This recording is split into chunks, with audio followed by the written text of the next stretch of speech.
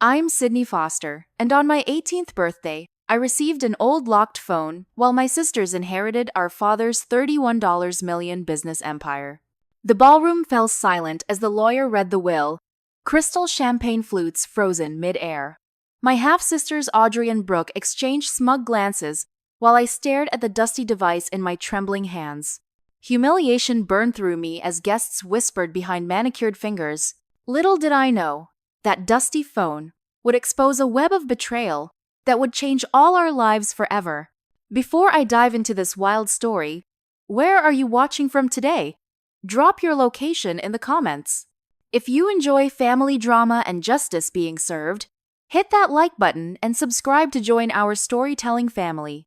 Trust me, you'll want to stick around to see how I turned this phone into the key that unlocked my rightful inheritance. Growing up as Richard Foster's daughter meant luxury and privilege, at least until everything changed. Our sprawling Connecticut estate with its manicured gardens and indoor pool was the envy of the neighborhood. Dad built Foster Enterprises from scratch, transforming a small construction company into a real estate development empire spanning 3 states. He worked relentlessly, but always made time for me when I was young. Weekend sailing trips, teaching me to ride my first bike, coaching my middle school debate team, he was my hero. Everything changed when I was 10, the year after my mother Grace died from cancer. Dad was lost without her. And that's when Diane entered our lives, tall, blonde, ambitious, and 20 years his junior. They met at a charity gala, and within 6 months, they were married. She makes me happy again, Sydney, Dad explained, his eyes brighter than they'd been in months. I know it's fast, but when you know, you know. I wanted to be happy for him, but something about Diane always felt calculated. She knew exactly what to say when Dad was around, playing the doting wife and stepmother. The moment he left the room, though, her smile would fade like a light being switched off. 2 years into their marriage, Diane gave birth to Audrey, followed by Brooke 18 months later. As my half-sisters grew, the dynamic in our home shifted dramatically. Where once my father and I had special father-daughter breakfasts every Sunday, now those mornings were reserved for family time, which somehow always centered around the girls' activities. Your sisters need more attention right now, Sydney, Dad would say when I asked for his help with homework, or wanted to show him my science fair project. You're older and more independent. By the time I was 16, I'd become an outsider in my own home. My bedroom was relocated to the far wing of the house when the girls needed a playroom adjacent to the main family area. My achievements debate team captain, honor roll, early college admission were acknowledged with distracted nods, while my sister's finger paintings earned prime refrigerator real estate and effusive praise. I first suspected something more sinister than natural favoritism when I was 17.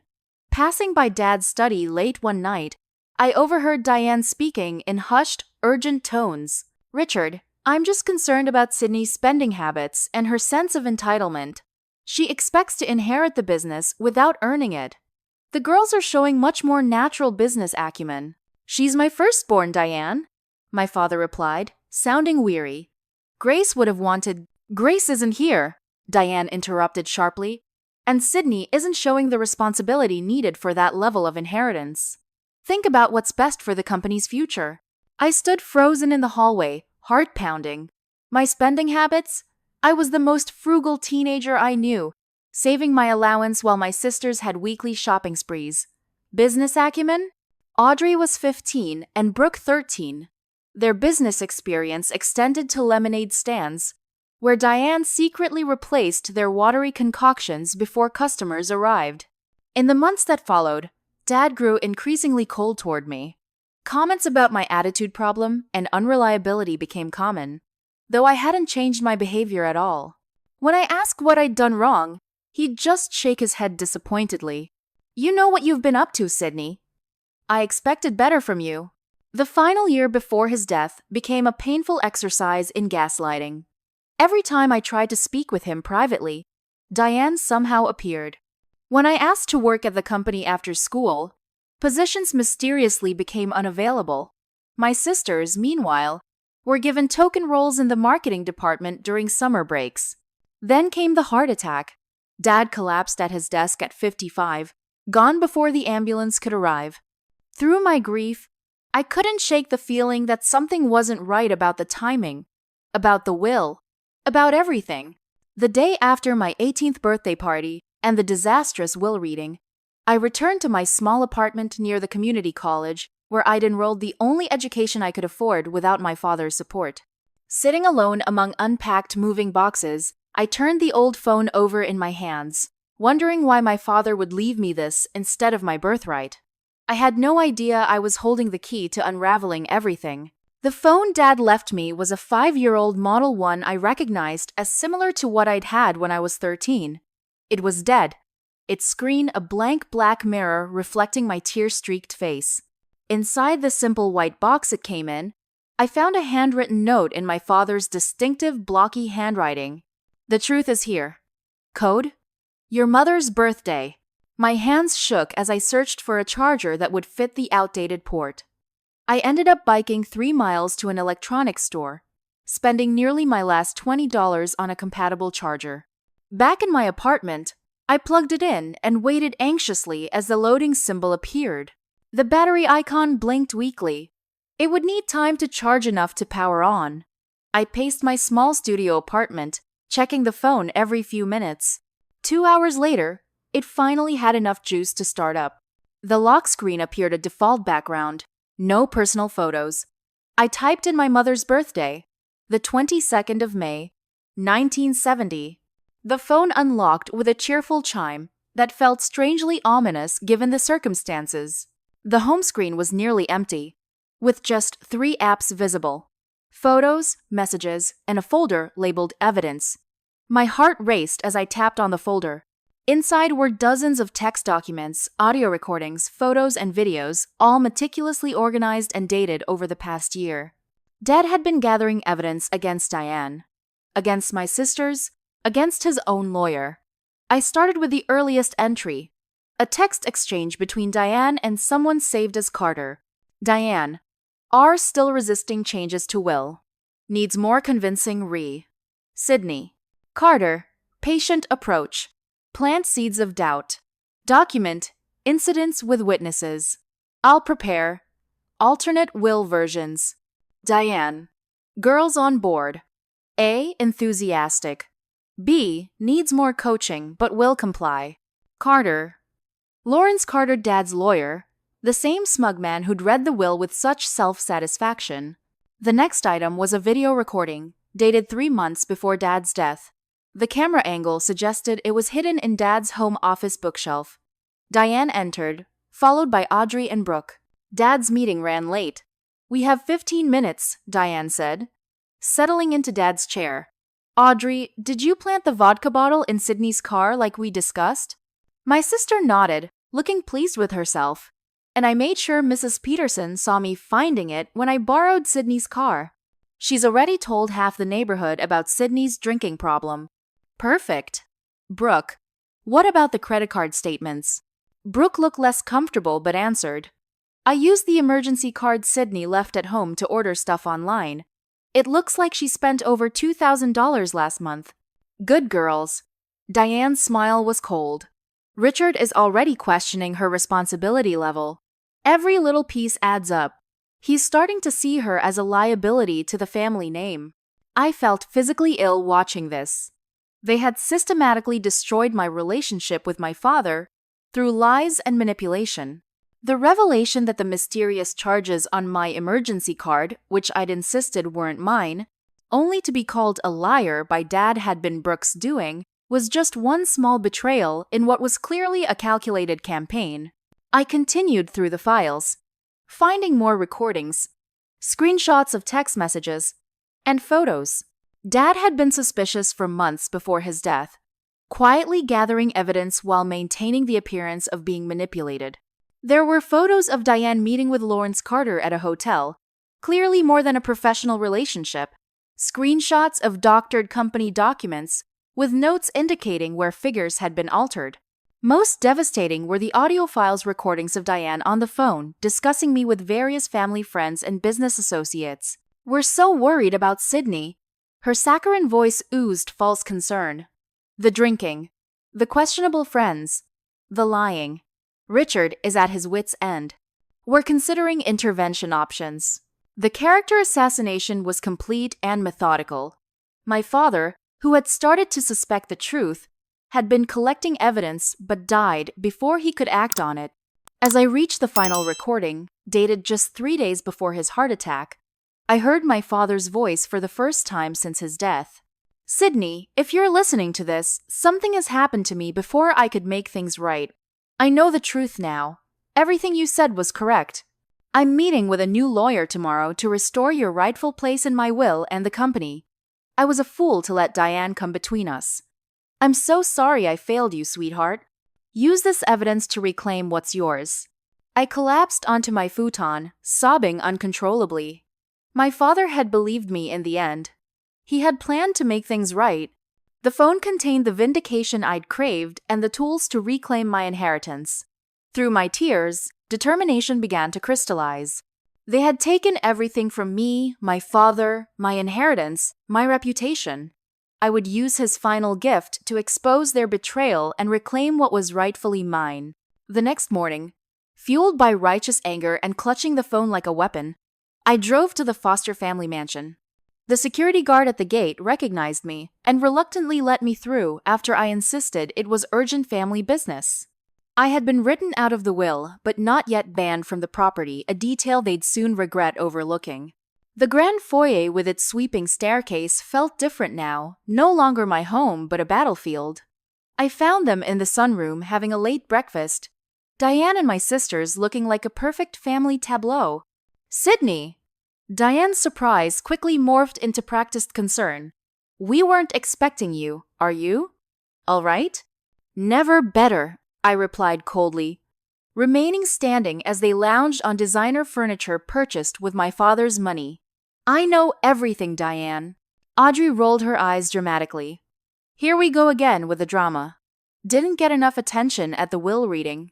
I know about the planted vodka bottle, Audrey, I said, watching her face pale slightly. And Brooke, how about those credit card charges you made on my emergency card?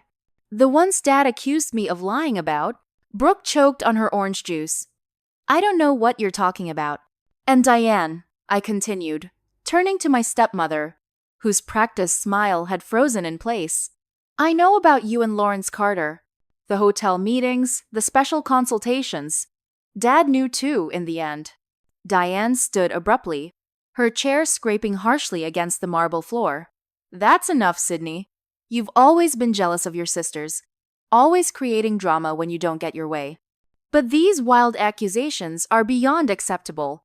They're not accusations when I have proof, I replied, holding up the phone. Dad was gathering evidence for months. He recorded your little family planning sessions about how to turn him against me. For a brief moment, genuine fear flashed in Diane's eyes before she composed herself. Whatever you think you have, it won't stand up to scrutiny. You're clearly experiencing some kind of breakdown after your father's death. It's understandable, but concerning. Play her the video from March 15th. Audrey said suddenly to me, a smirk forming. You know the one where we supposedly plotted against you? Go ahead.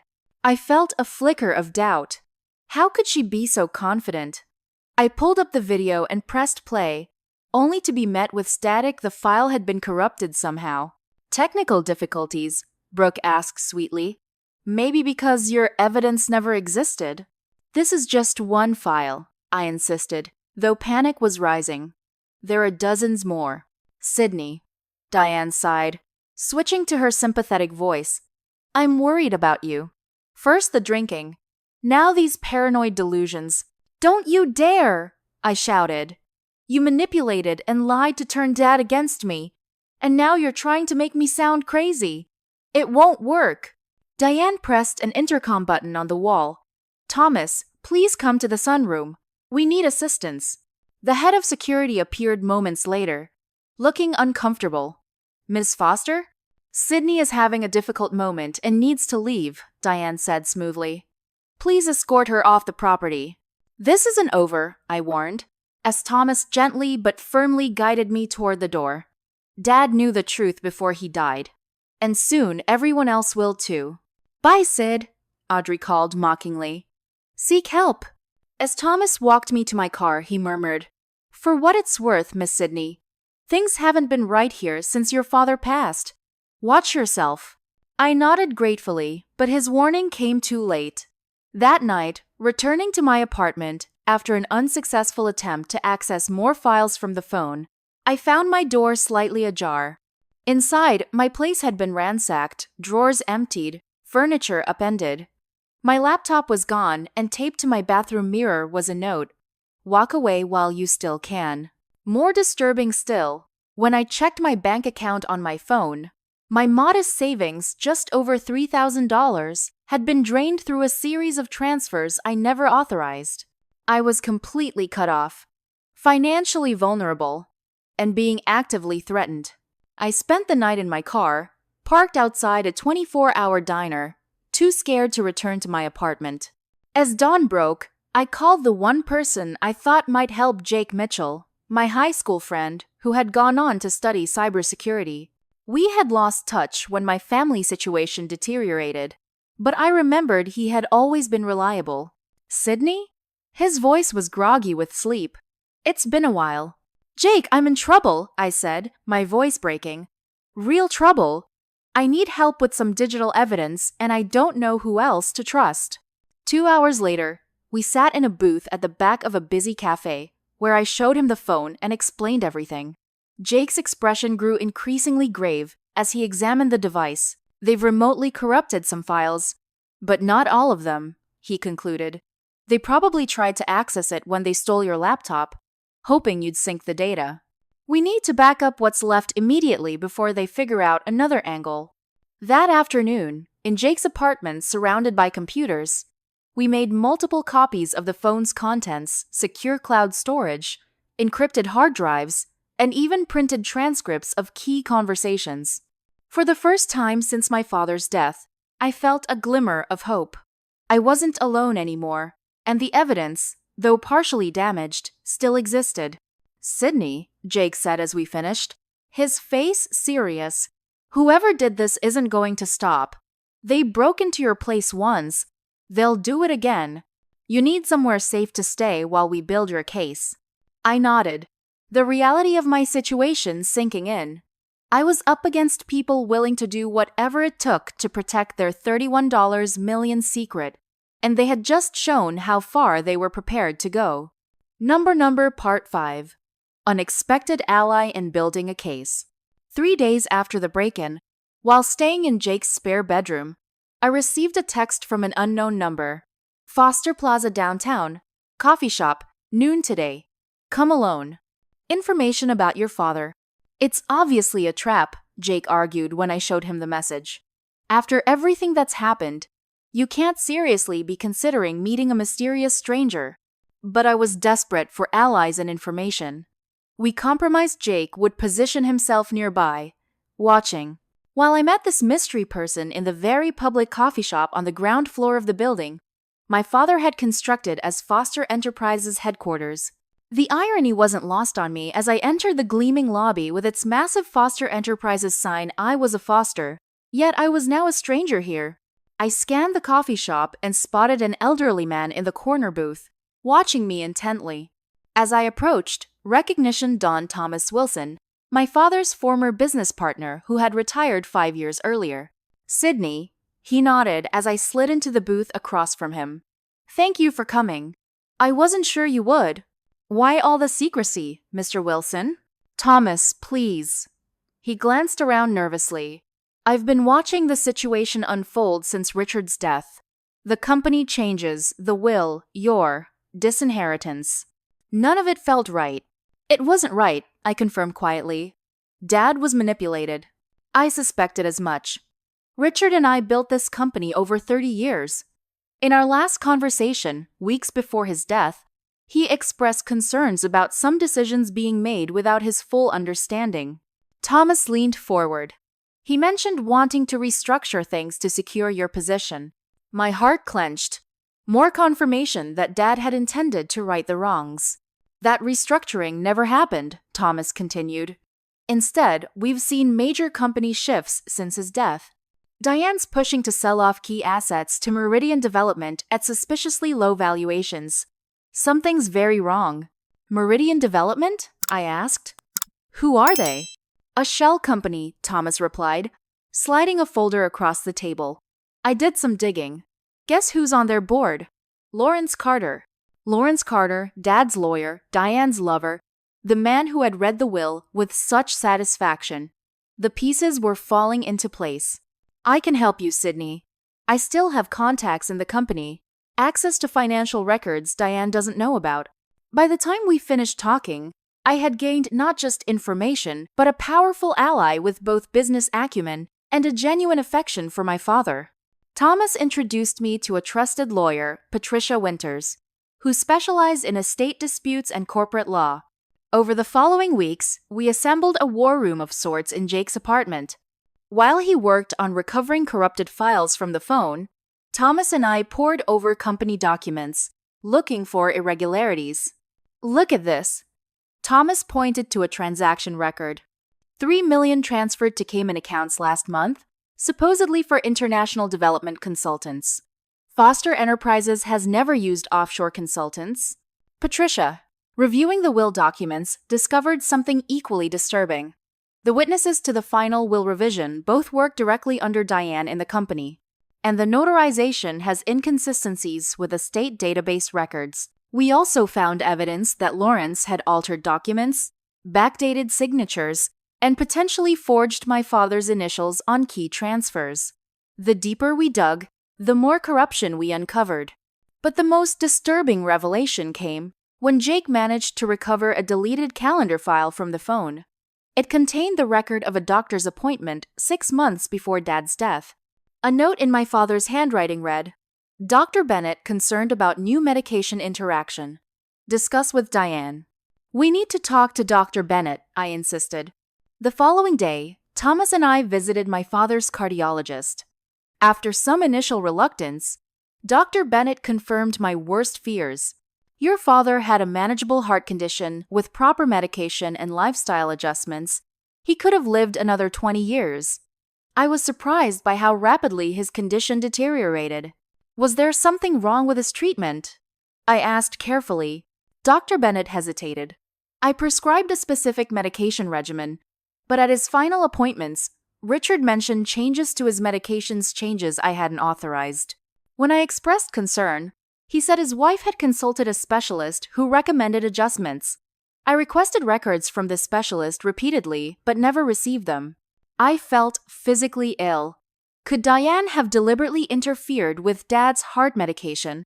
The possibility was too horrific to contemplate, yet it fit the pattern of manipulation and control. Our final team member came from an unexpected quarter. Martha Jenkins, our former housekeeper who had been dismissed by Diane shortly after my father's death, reached out after hearing I was asking questions. I saw things in that house, Martha told me over tea in her modest apartment. The way Miss Diane would act one way with your father and another the moment he left. The private conversations with your sisters about securing their future. The mysterious visitors when your father traveled. Martha had kept a journal, documenting incidents out of concern. She had witnessed Diane coaching my sisters on what to tell Dad about me, seen her switching my father's pill organizer contents, and overheard plans regarding the will changes. I should have said something sooner, Martha said, tears in her eyes. But I needed the job. And who would believe a housekeeper over Mrs. Foster? I believe you, I assured her, taking her hand. And you're helping me now, which is what matters.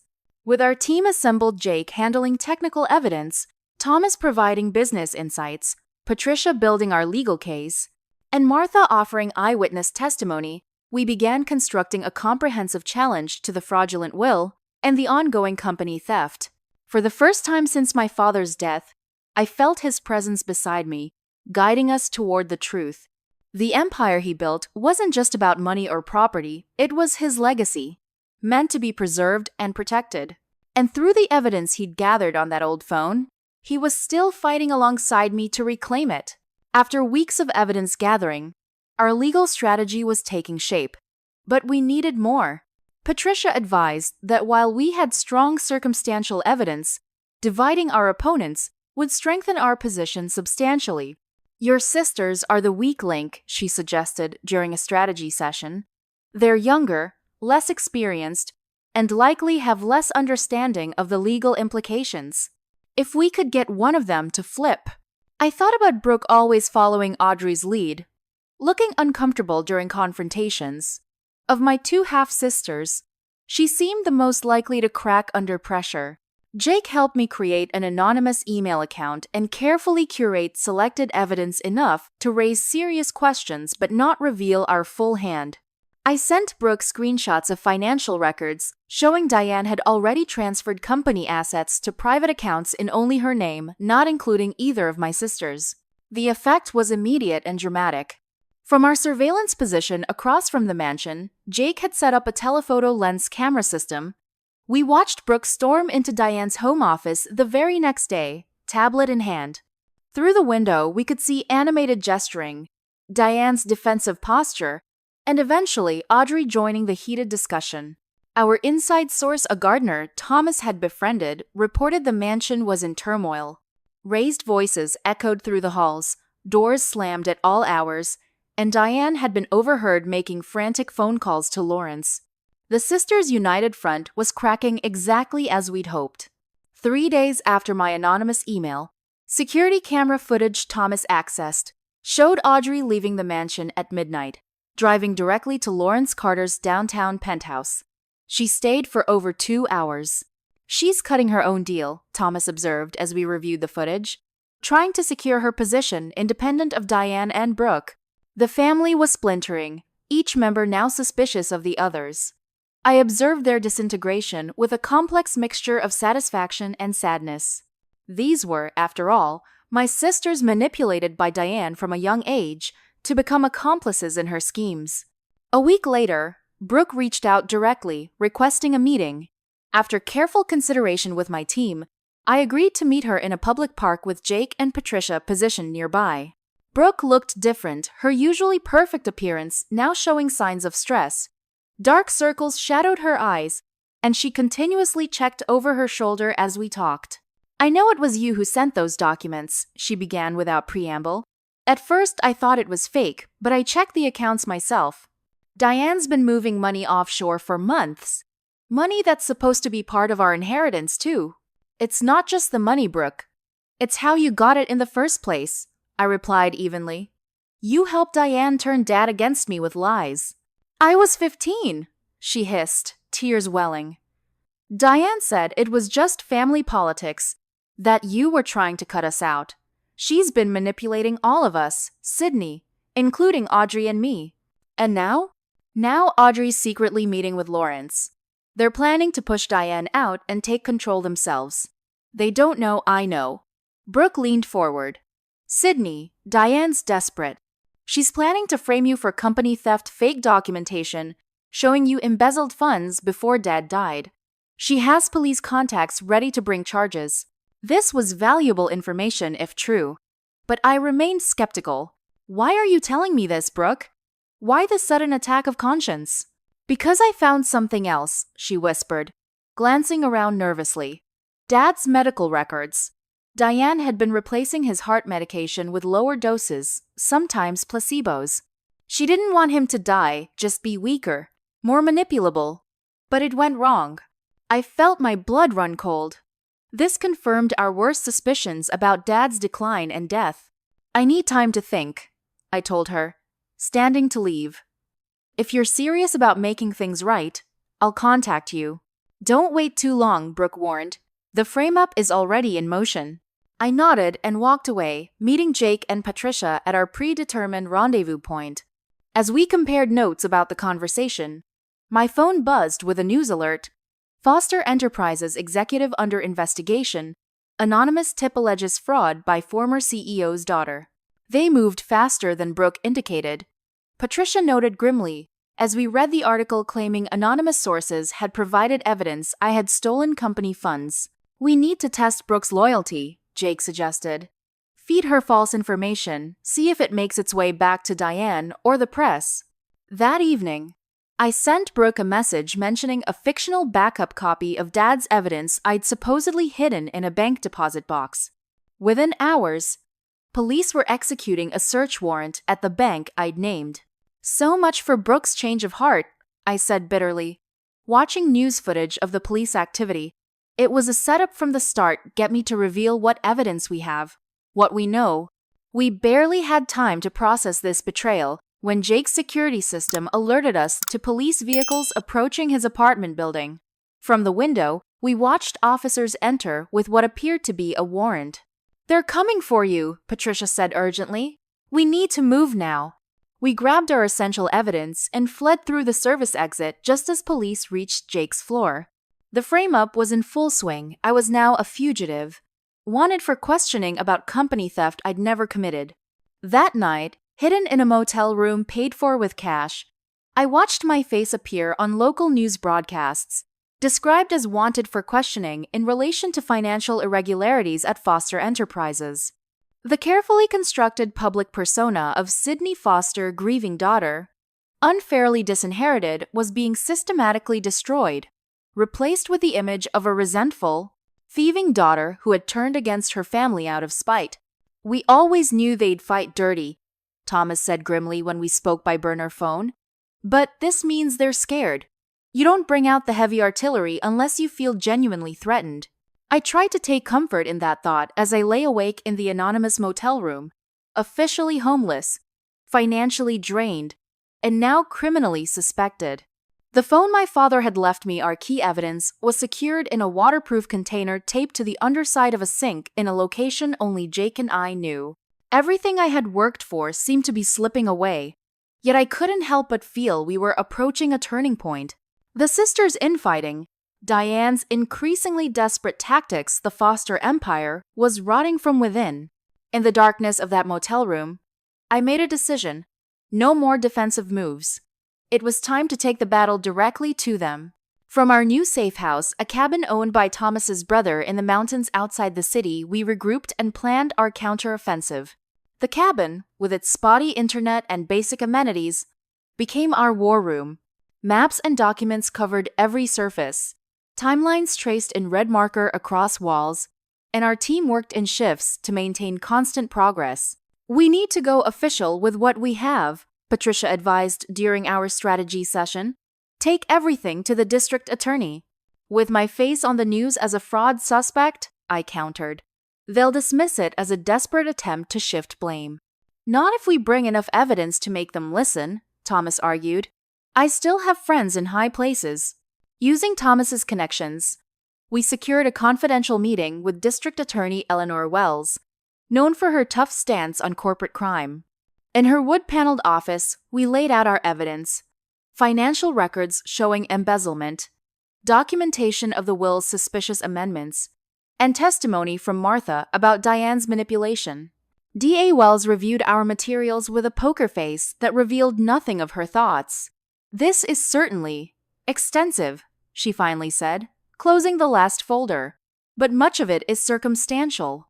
The recordings from the phone are your strongest evidence, but several key files are corrupted. We believe that was deliberate tampering," Jake explained. "I'm sure you do." Wells leaned back in her chair. "But courts deal in provable facts, not beliefs. I need something more conclusive to justify opening an official investigation against people as prominent as the Foster family." "What about my father's medical situation?"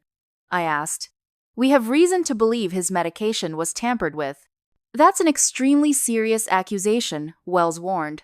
"Without toxicology reports or direct evidence which would require exhumation and significant probable cause, it remains speculative." We left the DA's office with a tentative commitment to review our evidence more thoroughly, but no promises of immediate action. As we drove back to the cabin, an idea began forming in my mind. Dad mentioned in one recording that he kept backups of everything in his private cloud storage, I said suddenly. "We haven't been able to access it because we don't have the credentials." "The phone might contain those credentials," Jake suggested. "Many cloud services use authentication apps rather than just passwords." That night, Jake discovered what we had missed: a hidden app on the phone that generated authentication codes. Combined with a password we found in Dad's encrypted notes, Grace and Sydney Forever 1992, We finally accessed his private cloud storage. It was a treasure trove, not just duplicates of what we already had, but additional files, including a personal journal Dad had kept during his final year. The journal documented his growing suspicions, his regret over how he'd treated me, and his concrete plans to restore my position. Most damning was an entry from 3 days before his death. Meeting with David Ramirez tomorrow to completely redo my will. Sydney will receive controlling interest as originally planned. Can't tell Diane or the girls, yet need to ensure everything is legally bulletproof first. Lawrence can't be trusted. Dad had planned to change everything back just days before his sudden death. The timing couldn't be coincidental. This still isn't enough, Patricia cautioned. We need the actual documentary evidence of fraud from Foster Enterprises' systems, the records of the false transactions, the communications between Diane and Lawrence about the shell companies. Those would be on the secure server at headquarters, Thomas said, shaking his head. Impossible to access remotely, even for me now that my credentials have been revoked. Jake and I exchanged looks. Not remotely, I said slowly. But what about physically? The plan was audacious and risky. Jake and I would infiltrate Foster Enterprises' headquarters at night to access the secure server room. Thomas provided detailed building schematics and security information, while Patricia advised us on exactly what documents we needed to retrieve. On a moonless night, wearing maintenance uniforms Thomas had procured, Jake and I entered Foster Plaza through the service entrance. Using keycards cloned from employee credentials Jake had digitally skimmed, we made our way to the executive floor, hearts pounding with every step. The server room requires biometric access, Jake whispered as we approached the secured door.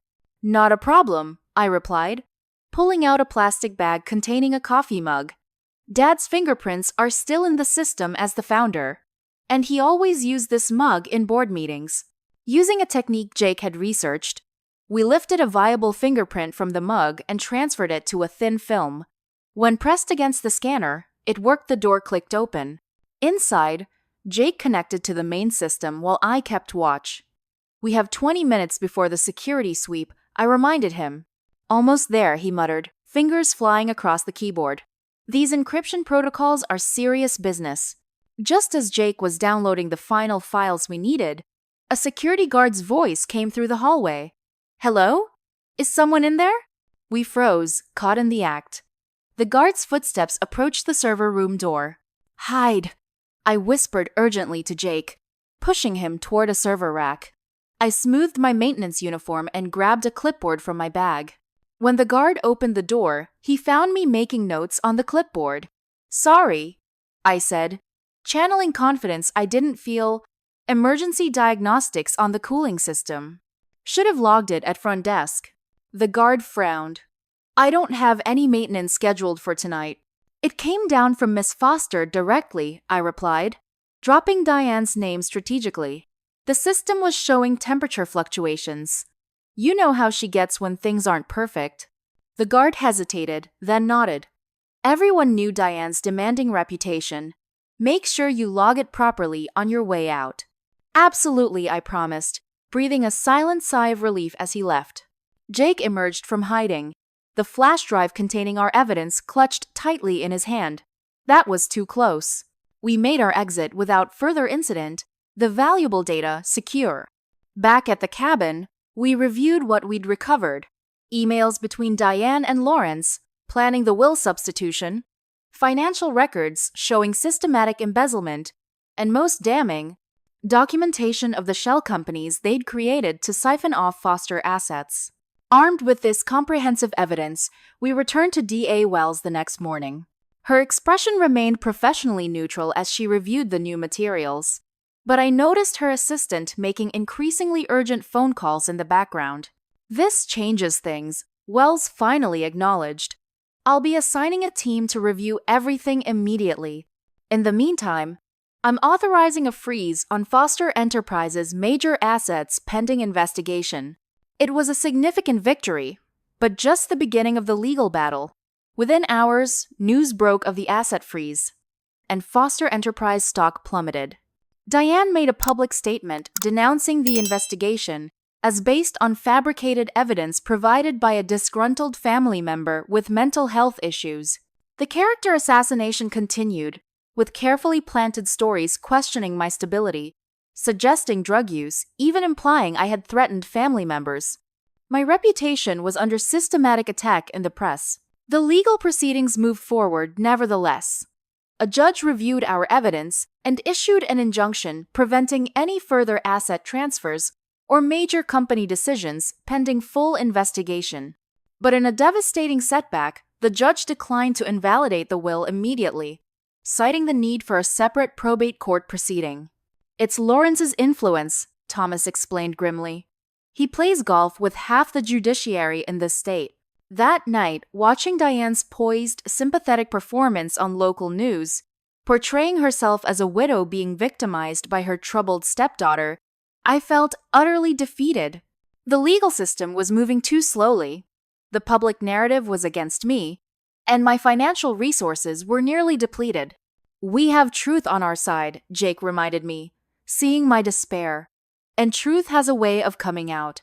I wanted desperately to believe him, but as I watched the foster empire my father had built being damaged by this very public battle, I wondered if any victory would be worth the cost. What would be left to inherit when all was said and done? 3 days after the court injunction, I received an anonymous email with an attachment security camera footage from inside the foster mansion, showing Audrey in Diane's office, searching through her desk while she was out. I traced the sender to a private email server but couldn't identify who had sent it. "Someone inside the house is turning against them," Jake observed when I showed him the footage. "But who?" The answer came the next morning when I received a text from an unfamiliar number. "Need to meet. Information about Diane's plans. Urgent.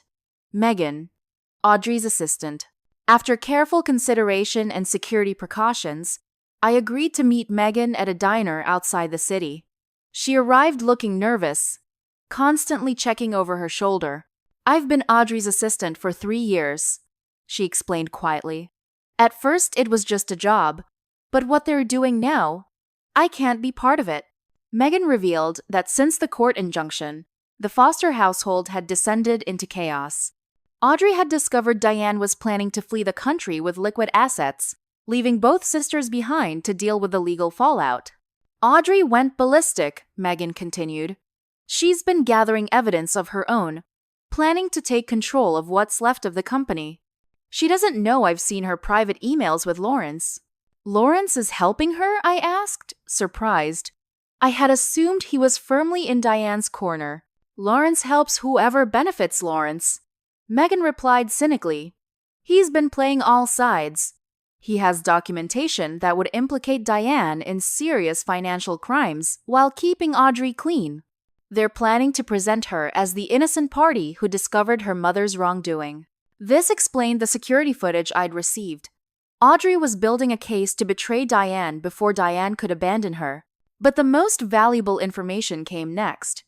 Megan slid a flash drive across the table. "Audrey downloaded this from Diane's private safe when she was out yesterday. It's everything the original will before tampering. Records of the offshore accounts, even documentation of your father's medication being altered." "Why are you giving me this?" I asked, suspicious of sudden windfalls after so many betrayals. "Because my name is on some of those documents as a witness," Megan admitted. "I signed things I shouldn't have, didn't ask questions I should have. I want immunity when this goes to court." I carefully secured the flash drive, making no promises but thanking Megan for her courage. Back at the cabin, we discovered the flash drive contents were even more damning than described. Diane had kept meticulous records of her scheme, apparently never expecting anyone else to see them. Most shocking was a series of text messages between Diane and Lawrence discussing Richard's declining health. Diane, "Are looking worse each day. Doctor concerned about med changes." Lawrence, "Don't overdo it. Need him coherent enough to sign documents." Diane, "Manageable. Just weak enough to be compliant. New will signing tomorrow." Lawrence, "After signing, gradually return to normal dosage. Can't raise suspicions." It was the evidence we'd been searching for, not just of financial fraud, but of deliberate medical tampering that contributed to my father's death. The implications were staggering. While we were still processing this revelation, breaking news alerts flooded our phones. Foster Enterprises legal counsel Lawrence Carter arrested on fraud charges. The accompanying article revealed Lawrence had been caught attempting to transfer $12 million from company accounts to a personal offshore holding. "He's abandoning ship," Thomas observed, trying to grab what he can before everything collapses. The arrest created a domino effect. By evening, financial news reported Diane had been locked out of company systems after attempting similar transfers. The Foster family empire was imploding spectacularly, just as we had hoped, but much faster than anticipated. Our strategy shifted from offense to strategic positioning. With Lawrence in custody and Diane under investigation, the primary barrier to challenging the fraudulent will was crumbling. But we still needed to navigate the corporate wreckage carefully to secure my rightful position. "We need to approach Audrey," I decided, surprising my team. "She's planning to position herself as the innocent party, but we have evidence that proves her complicity." "You want to blackmail your sister?" Patricia asked, concerned. "Not blackmail, negotiate," I clarified. "Offer her a path forward that doesn't include criminal charges. The company is big enough for a compromise if she's willing to acknowledge the truth." Arranging a meeting with Audrey proved easier than expected. She contacted me first, having learned from Megan that we had met. We agreed to meet at a neutral location, a private room in an upscale restaurant downtown, each accompanied by legal counsel. The Audrey who greeted me was a far cry from the smug sister who had mocked me at the mansion. Stress had taken its toll. She looked exhausted, her designer outfit not quite disguising the weight she had lost. "This has gone far enough," she began without preamble. "Mother has destroyed everything. Lawrence has betrayed us all. The company is bleeding value every day this continues." "I agree," I replied calmly. "So what do you propose?" "A truce. I'll testify that Mother manipulated the will, that Father intended for you to have a significant role in the company. In exchange, I keep my inheritance share and a position on the board." I studied my half-sister, trying to discern her sincerity. "And what about your role in turning Dad against me? The vodka bottle in my car? The lies you told?" To my surprise, Audrey's composed facade cracked. For the first time since we were children, I saw genuine emotion in her eyes. "I was 18 when that started, Sydney. Mother had been conditioning me for years to see you as the enemy, the outsider trying to take what should be ours. I'm not proud of what I did." Her lawyer shifted uncomfortably as she continued, clearly off script. "When I found out Mother had been tampering with Dad's medication," Audrey's voice broke. "I never signed up for that. Never. I thought we were just securing our future." I didn't know she would. She couldn't finish the sentence. The raw pain in her voice resonated with my own grief. Despite everything, we shared the loss of our father, a loss made more tragic by the knowledge it might have been preventable. After 4 hours of intense negotiation, we reached an agreement. Audrey would provide sworn testimony about the will tampering and Diane's manipulation in exchange for immunity from prosecution. The company would be restructured with me as CEO and majority shareholder, 60%, while Audrey and Brooke would each retain 20% and board positions, subject to ethics oversight. As we finalized the terms, Audrey hesitated before signing. "He talked about you, you know. In the weeks before the end, when Mother wasn't around. He'd mentioned things you'd done as a child, accomplishments you'd had. He kept a photo of you in his wallet. It was a small thing, but hearing that Dad had still carried thoughts of me even during our estrangement pierced through layers of hurt I'd built up. For the first time since his death, I allowed myself to fully feel the loss not just of my inheritance or position, but of the father I had loved and who, despite everything, had loved me too. The next morning, Diane was arrested attempting to board a private jet to a non-extradition country. News cameras captured her being escorted into police headquarters, her perfect appearance finally cracking to reveal the desperation beneath. When asked for comment, she maintained her innocence, but the evidence against her was overwhelming. With Lawrence in custody, Diane arrested, and Audrey cooperating with authorities, the fraudulent will was quickly invalidated by the probate court. After reviewing my father's journal and the evidence of his intentions, the judge restored the original inheritance plan Richard had established before Diane's influence. The corporate damage was substantial but not irreparable.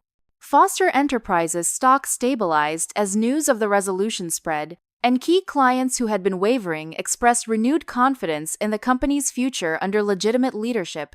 I stood on the steps of the courthouse after the final hearing, surrounded by my team Thomas, Jake, Patricia, and Martha. The journey had been longer and more painful than any of us had anticipated, but the truth had finally prevailed. "What happens now?" Jake asked as reporters clamored for statements in the distance. I thought about the old phone that had started everything, my father's final gift that had seemed so insignificant, but had ultimately changed everything. "Now," I said with quiet determination, "we rebuild." The courtroom was packed on the day of Diane's trial.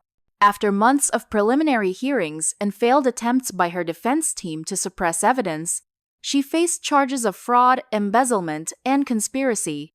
The more serious charge of medical tampering was still under investigation, pending exhumation and toxicology results. I sat in the front row, watching as my former stepmother entered in handcuffs, her designer outfit replaced by modest courtroom attire, her once perfect hair now showing gray roots. She avoided eye contact with everyone, especially Audrey and Brooke, who sat on the opposite side of the aisle.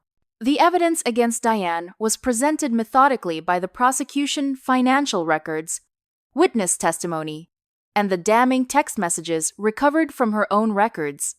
Martha Jenkins, our former housekeeper, testified about witnessing Diane, switching Richard's medications, and coaching the girls on lies to tell about me. Mr. Foster began asking questions in his final weeks, Martha explained to the court, wondering why he felt so weak, questioning decisions he didn't remember making.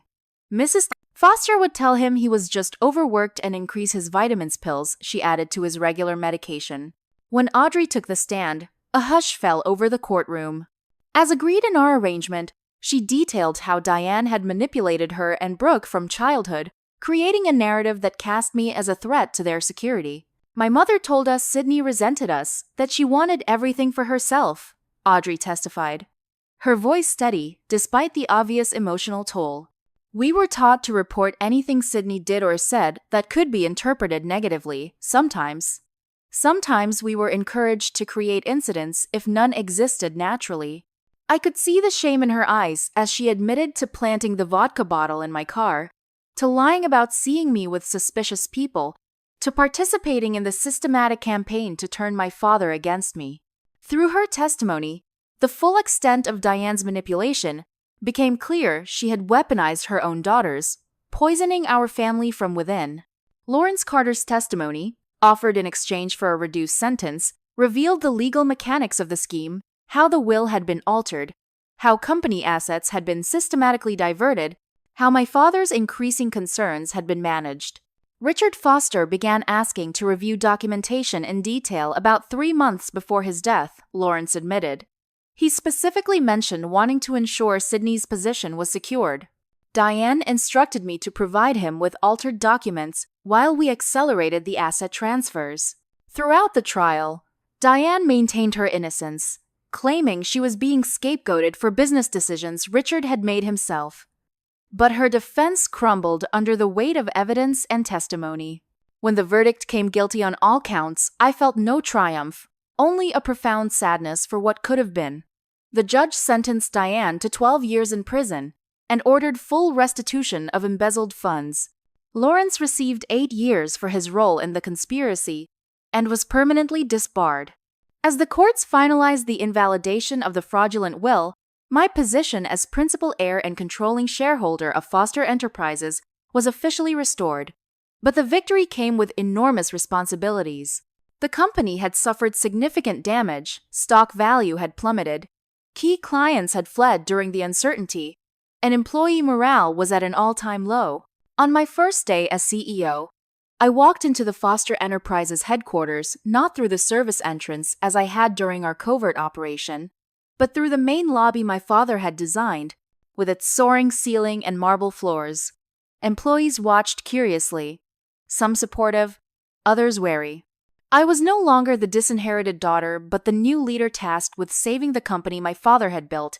Thomas Wilson came out of retirement to serve as interim COO, providing invaluable guidance as I navigated the complex corporate structure. Jake joined as head of cybersecurity, implementing new systems to prevent the kind of financial manipulation that had occurred under Diane's watch. "Your father would be proud," Thomas told me after our first board meeting, where I had presented a comprehensive restructuring plan. "You have his vision and integrity, but you're your own person too." That's exactly what Foster Enterprises needs right now. The rebuilding process was challenging beyond anything I had anticipated. We discovered additional financial irregularities requiring forensic accountants to untangle. Several development projects had been neglected during the turmoil and required immediate intervention to prevent further losses. And perhaps most difficult was rebuilding trust with clients, with partners, and especially with employees. I instituted an open-door policy, personally meeting with department heads and team members to hear their concerns. Many had suspected problems under Diane's leadership but had feared speaking up. Creating an environment where transparency was valued became a cornerstone of my approach. The relationship with my sisters evolved slowly and awkwardly. Brooke, who had been less directly involved in the schemes than Audrey, accepted a position overseeing the company's newly expanded charitable foundation, an arrangement that kept her connected to the family business while limiting her direct control over operations. Audrey chose a different path. After fulfilling her obligations to testify, she resigned from Foster Enterprises entirely. "I need to build something of my own," she explained during our final meeting as colleagues. "Something that isn't tainted by all this." I respected her decision, and over time, our relationship shifted from adversaries to cautious siblings. We would never have the closeness that might have developed under different circumstances, but we found a way to coexist with a measure of mutual respect. 4 months into my leadership, we faced a major crisis when 3 key clients announced they would not be renewing their contracts due to uncertainty about the company's stability. The potential revenue loss threatened to undo all our recovery efforts. In a high-stakes meeting with these clients, I took a risk by being completely transparent about our challenges and our progress. Rather than making grandiose promises, I shared our detailed recovery plan, invited their input on improvements, and offered more favorable terms that acknowledged their loyalty during a difficult transition. "My father built this company on honesty and excellence," I told them. "We lost our way for a time, but those values are being restored at every level. I'm asking for the opportunity to prove that to you." 2 of the 3 clients agreed to 6-month extensions with options to renew, not the long-term commitments we'd hoped for, but enough breathing room to demonstrate our renewed value. The 3rd client departed but returned 8 months later after their new developer failed to meet expectations. Slowly, steadily, Foster Enterprises regained its footing. Our stock value stabilized and began to climb. New clients, attracted by our innovative approaches to sustainable development, replaced those we had lost. Employee surveys showed increasing confidence in leadership and company direction. 1 year after taking control, I called the first all-company meeting since my father's death. Standing on the same stage where he had once addressed his employees with such vision and passion, I shared the financial results of our first year of rebuilding modest profit, stabilized operations, and a foundation for future growth. A year ago, many wondered if Foster Enterprises would survive. I acknowledged to the assembled staff. Today, I can confidently say we're doing more than surviving, we're beginning to thrive again. Not by cutting corners or taking shortcuts, but by returning to the principles this company was founded on: integrity, innovation, and genuine concern for the communities we build in. The applause that followed wasn't just polite, it was earnest, even enthusiastic. For the first time since beginning this journey, I felt fully settled in my role not as Richard Foster's daughter fighting for her inheritance, but as Sydney Foster, CEO, charting her own course while honoring her father's legacy. That evening, as I stood in my father's former office, now mine, looking out over the city skyline he had helped shape, I felt his presence more strongly than I had since his death. The empire he had built had nearly been destroyed by greed and betrayal, but it had survived. And in saving it, I had discovered strengths in myself I never knew existed. The phone that had started everything sat on my desk, no longer needed as evidence but kept as a reminder of how a seemingly small inheritance had changed everything. My father's final gift hadn't been the company or the wealth, it had been the truth, and the chance to fight for justice. In the end, that had proven the most valuable inheritance of all. 3 years after the dramatic court case that had captivated local headlines, Foster Enterprises stood transformed. The sleek glass headquarters now housed over 500 employees. Our development projects spanned 5 states instead of 3, and our corporate philanthropy initiative, which I had expanded significantly, was recognized nationally for its innovative approach to affordable housing. On this particular morning, I stood before the mirror, adjusting the lapel of my tailored blazer. No longer the frightened, disinherited daughter, but a confident CEO with a track record of success. The business magazines that had once run sensational stories about the Foster family feud now featured articles about our company's remarkable turnaround and forward-thinking leadership. The journey hadn't been without its challenges. Even after the legal battles ended, the emotional wounds required their own healing process. I had spent countless hours with a therapist working through the betrayal, the loss, and the complicated feelings toward my family. Learning to trust again in business and in personal relationships had been perhaps the greatest challenge of all.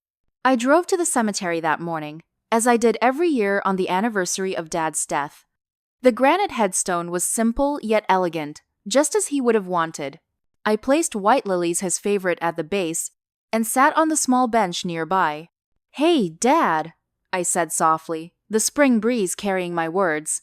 "The West Side project you started is finally complete. We stayed true to your vision of affordable units integrated with market-rate housing, green spaces, community centers. The mayor called it a model for future development." I could almost hear his deep chuckle, the way he'd ruffle my hair when I was young and say, "That's my girl."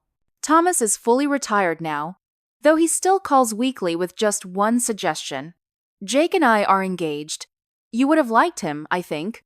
He has your integrity." I paused, gathering my thoughts. Diane refused parole consideration last month. The counselors say she still shows no remorse, still blames everyone but herself. I've tried to find forgiveness not for her sake, but for mine. Some days are easier than others. The relationship with my former stepmother remained complex. While I had moved forward with my life, knowing she continued to deny responsibility made complete closure difficult.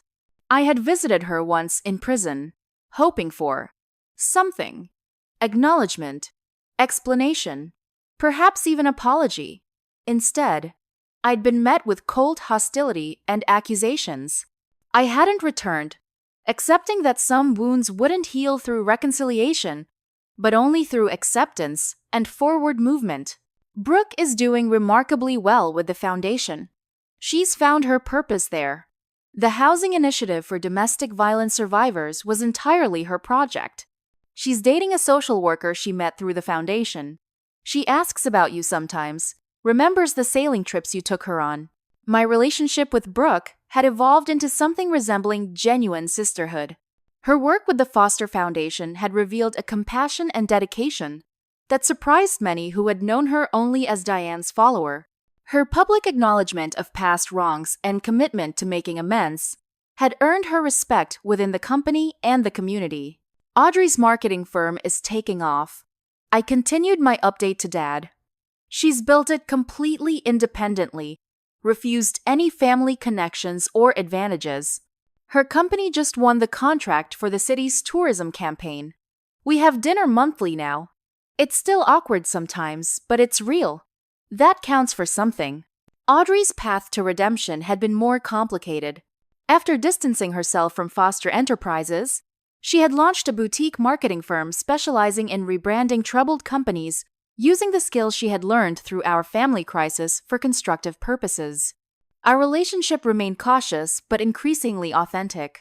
We would never recapture the sisterhood that might have been, but we had forged something new from the ashes of betrayal, a relationship based on truth rather than manipulation.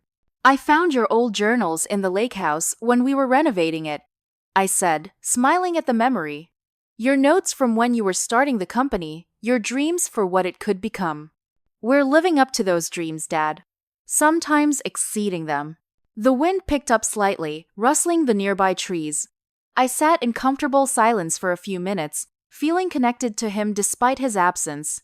The legal team finally closed the last lawsuit last month. 5 years of litigation. All stemming from what Diane and Lawrence did. But we're free of it now. Clean slate. The Foster name means something positive again. I stood, placing my hand briefly on the cool granite of his headstone. I've created something I think you'd be proud of, Dad. Not just preserved what you built, but evolved it. The phone you left me, it's in a shadow box in my office now. A reminder that sometimes the smallest things can change everything. Back at the office, I found Jake waiting with Thomas for our monthly legacy planning meeting, a practice I had instituted to ensure Foster Enterprises would never again be vulnerable to the kind of takeover Diane had orchestrated. How was it? Jake asked softly as I joined them, knowing where I had been. Good, I replied with a small smile. Peaceful. The legacy document we had created was comprehensive, clear succession planning, ethical guidelines for future leadership, and safeguards against manipulation. I had insisted on transparency mechanisms that would have prevented my own disinheritance, protections that extended beyond my lifetime to future generations of the Foster family. Later that afternoon, I met with Marissa Chen, a young entrepreneur who reminded me of myself, ambitious, visionary, but facing barriers in the male-dominated construction industry. Foster Enterprises had created a mentorship program for women in real estate development, and Marissa was our first participant. The hardest lesson I've learned, I told her as we toured our newest development, is that success isn't just about what you build. It's about the integrity with which you build it. My father created something remarkable, but the greatest threat to his legacy came from within, from trust misplaced and values compromised. How do you protect against that? Marissa asked earnestly. By remembering that empires built on deception eventually crumble, I replied. By valuing truth above comfort. And by understanding that real strength isn't about control, but about creating something worthy of lasting beyond yourself. That evening, in the quiet of my home, I held the old phone, now non-functional, but preserved as a reminder. What had once seemed like a cruel joke, receiving an outdated device, while my sisters inherited millions, had proven to be the most valuable inheritance of all. It had revealed truth when lies surrounded me, provided evidence when my word was doubted, and ultimately restored not just my material inheritance, but my father's true legacy. The empire my father built was worth fighting for, but the strength I found in myself was the real inheritance. No court could grant it. No will could revoke it. It was mine, earned through struggle and resilience, a foundation for building my own legacy of truth and integrity. What would you have done if you were in my situation? Would you have fought as hard for your inheritance? Or would you have walked away? I'd love to hear your thoughts in the comments below. If this story resonated with you, please hit the like button and subscribe to my channel for more real-life experiences. And if you know someone who might be going through a similar family struggle, sharing this story might help them find the strength to stand up for themselves. Thank you for listening. And remember, sometimes the most valuable inheritances aren't the ones you can see,